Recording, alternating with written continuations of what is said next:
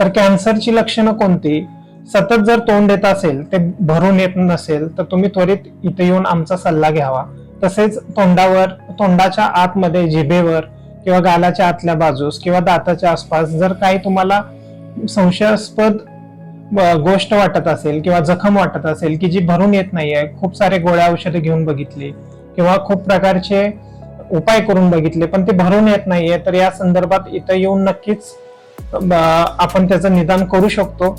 जर तुम्हाला कोणतेही मी सांगितल्याप्रमाणे लक्षण आढळून आले तर तुम्ही कोणताही क्षणाचा विलंब न लावता त्वरित हॉस्पिटलमध्ये यावे आणि अचूक त्याचं जे निदान असतील, बाकीच्या ज्या तपासण्या ते आम्ही करून घेतो त्या लवकरात लवकर करून घ्याव्यात.